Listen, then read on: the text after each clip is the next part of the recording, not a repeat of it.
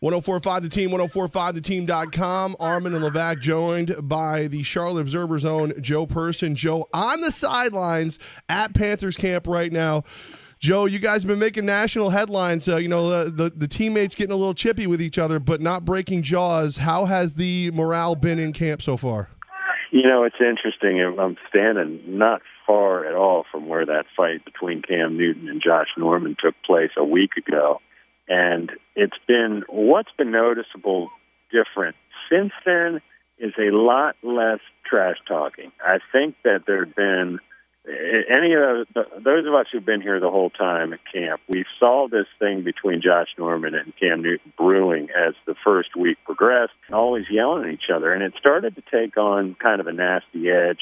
Ron Rivera, after that fight, has asked the veteran leaders on this team, get it toned down, get it under control.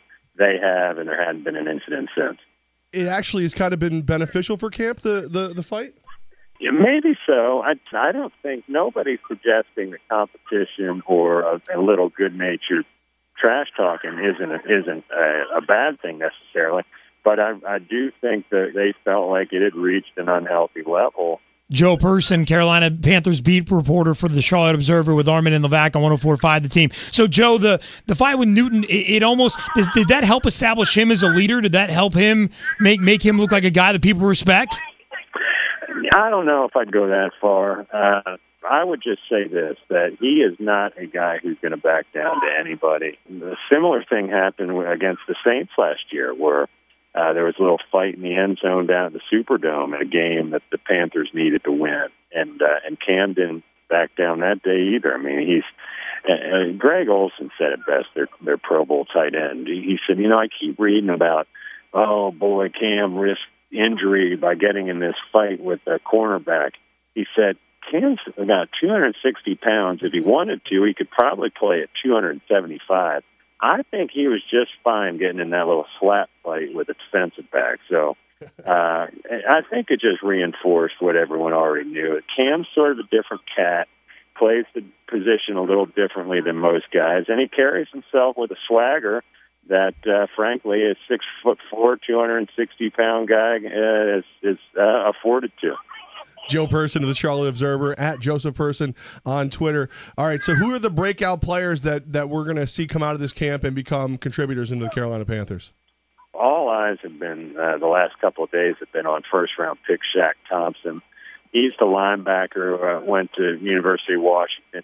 He did not get to participate much in OTAs. That Washington was on the quarter system.